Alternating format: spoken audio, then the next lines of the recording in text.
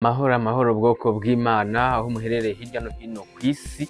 Yego duhurira kuri uyu murongo inshuro nyinshi, yego nshuti muboneka hirya no hino bwoko bw'Imana, ababoneka muri Afurika by'umwihariko mu Rwanda, mu Burundi abumva ururimi rw'ikinyarwanda, bari muri Amerika, bari muri Aziya, Europe, Australia, impande n'impande. Amahoro y'Imana ntagumye abane namwe. Rero ubasuza ni mugenzi wanyu ubwoko bw'Imana Sibomana Anastasi, dore ko duhurira kuri uyu murongo ndetse mu materaniro hirya no hino twungurana byinshi cyane byimbitse ku bigendanye n'Imana ishaka yuko twakora, dufatikanya, duhugurana, twiga byinshi cyane kugira ngo tumenye icyo twakora nk'abaragwa bo mu gihugu cyo mu ijuru. Rero uyu munsi turareba kuri cya kiganiro cy'uruhererekane, tureba ku ntego nyamukuru y'ubuzima bw'ikiremwa muntu kuri uyu mubumbe w'isi, ariho tugeze n'ubundi aho tubona yuko kwiga ijambo ry'Imana biri mu ntego nyamukuru y'ubuzima bw'ikiremwa muntu kuri uyu mubumbe w'isi. Rero nyirizina turareba kuri iki kiganiro cy'uyu munsi, tureba kuri iki kibazo kigira kiti: none se hari imirongo yo muri Bibiliya yerekana ko kwiga ijambo ry'Imana bitari ngombwa?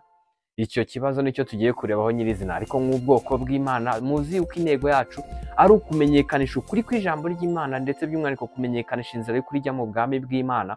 Ndetse nk'ubwoko bw'Imana buri gihe, buri hantu, kuri buri gikorwa duhoza umutima ku by'iwacu mu ijuru. Niho usanga ikintu umuntu aharira igihe kirekire mu buzima bwe, agatanga imbaraga n'ubutunzi ku bw'intego y'icyo kintu. Icyo kintu niyo mana ye, cyangwa icyo kintu nicyo kiraza guhishura Imana ye nyirizina.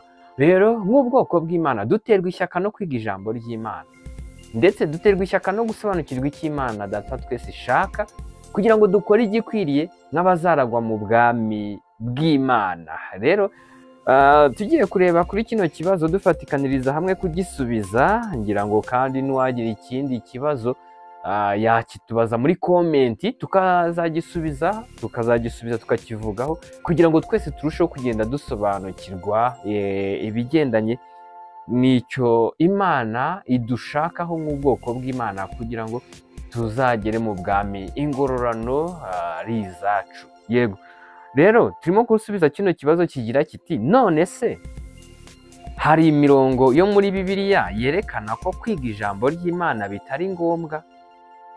Dufashe utubwire, yego utubwire n'icyo ijambo ribitubwiraho, dore ko nk'ubwoko bw'Imana byimbitse twinjira mu biganiro cyangwa mu nyigisho cyangwa mu materaniro, tureba iki ijambo rivuga, tureba icyo Imana itubwira mu byanditswe biboneka mu gitabo cya Bibiliya. Niho tugiye kwifashisha uyu murongo wo muri Bibiliya mu Migani ibice 23 umurongo wa 12. Turi n'ubundi muri cya kiganiro mu ntego nyamukuru y'ubuzima bw'ikiremwa muntu kuri uyu mubumbe w'isi. Turagira ngo tunoze nyirizina, cyangwa dushyire ibikorwa byacu mu murongo Imana ibishakamo, kugira ngo tudatandikira. Reka tuboneke aho tugomba kuba turi, kandi tuhakora n'icyo tugomba kuhakora. Wisanze uri ahantu utagomba kuba uri, urimo no gukora icyo utagomba gukora, byaba ari ikibazo cyane. Rero ibi ni ngombwa kugira ngo tubimenye, kandi tunacukumbure tumenye byinshi cyane, kugira ngo tumenye icyo tugomba gukora mu gihe tukiri kuri uyu mubumbe w'isi nyirizina. Mu Migani ibice 23 umurongo wa 12 niho havuga ngo: hugurira umutima wawe kwigishwa n'amatwi yawe ku magambo yo kumenya. Ngiki cy'ijambo ririmo kwerekana. Ariko ikibazo cyabazaga kiti: none se hari imirongo yo muri Bibiliya yerekana ko kwiga ijambo ry'Imana bitari ngombwa? Habaye hari uyizi n'uyisobanukiwe yayitumenyesha, kuko twebwe icyo tumaze kumenya no gusobanukirwa ni uko mu ntego nyamukuru y'ubuzima bw'ikiremwa muntu kuri uyu mubumbe w'isi, kugira ngo tugendere mu murongo w'Imana Data twese ishaka, ni uko harimo no kwiga ijambo ry'Imana. Yego, none ijambo ry'Imana ritweretse yuko tugomba guhugurira umutima wacu kwigishwa, cyangwa kwiga, cyangwa kumenya byinshi. Kandi byinshi waza kubimenya ari uko wabyize. No kumenya icyo Imana ishaka ko wanoza, urakimenya ari uko wakize. Dore impamvu kubyiga ari ngombwa. nuko Imana yatumenyesheje cyangwa yaduhaye aho tugomba gukura amabwiriza n'ibyo tugomba kubahiriza mu gihe tukiri muri iyi si. Ni hehe rero? Ni mu gitabo cya Bibiliya, dore ko ariho dusanga ijambo ry'Imana cyangwa arimo dusanga icyo Imana yavuze. Niho dusanze ijambo rivuga ngo duhugurire umutima wacu kwigishwa. Iri ni ijambo rindeba nawe rikureba, yuko dukwiye guhugurira umutima wacu kwigishwa. Buri wese ikigero ariho tujya dukunda kubivuga nk'ubwoko bw'Imana hirya no hino mu materaniro cyangwa no ku murongo wa Irera TV1 kuri YouTube. Dukunda kubivuga yuko duterwa ishyaka no kwiga.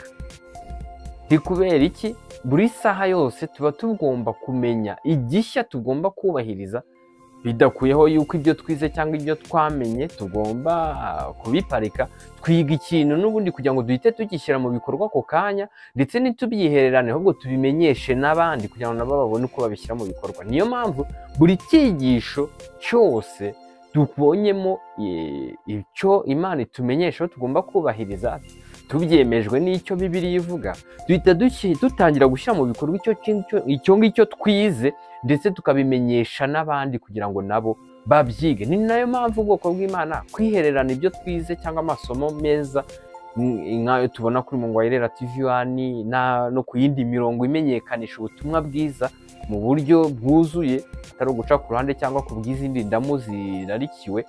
Yego, uba ugomba kubishyira mu bikorwa ku kanya ukimara kubyiga, ndetse ukabimenyesha n'abandi kugira ngo nabo bakore igikwiriye.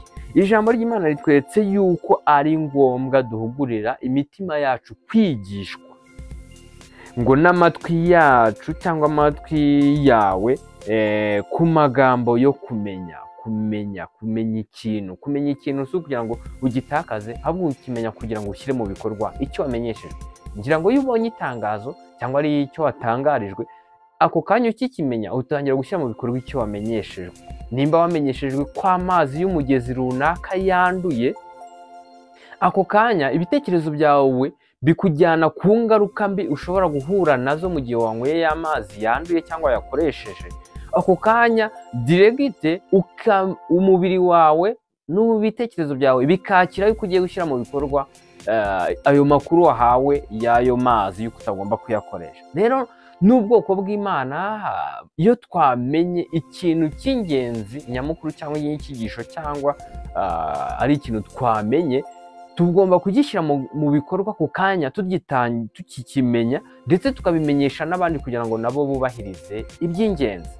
Rero ubwoko bw'Imana, ndabashimiye mudahwema kubana natwe kuri ibi biganiro binyura ku murongo wa Irera TV1, dore ko ibiganiro tunyuzaho ni byinshi cyane kandi bitandukanye. Hari ibyatambutse, hari n'ibirimo kunyuraho, hari n'ibizanyuraho ku bw'ubushake bw'Imana, kugira ngo nyirizina dukwiriye kutapfusha ubusa aya mahirwe twagize cyangwa twabonye cyangwa ayo twabonye. Igihe cyacu ni iki ngiki cyo gukora uyu munota turimo, iyi saha, iyi tariki, uyu mwaka, nicyo gihe cyacu cyo gukora. Igihe cyacu cyo gukora sejo, ahubwo ni uyu munsi, ni aka kanya kuri uyu munota. Ubwoko bw'Imana, twe kubyiherana tubimenyeshe n'abandi kugira ngo dukore igikwiriye. Twari turi mu kiganiro n'ubundi turebera hamwe kino kiganiro cy'uruhererekane, turebera hamwe intego nyamukuru y'ubuzima bw'ikiremwamuntu kuri uyu mubumbe w'isi.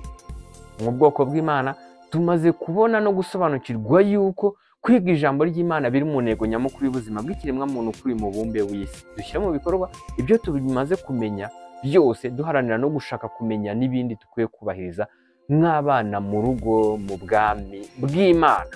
Rero ndabashimiye, amahoro y'Imana n'ubuntu bw'Imana bigwire muri mwe, mubeshejwe no kumenya Imana na Yesu umwami wacu. Murakoze cyane.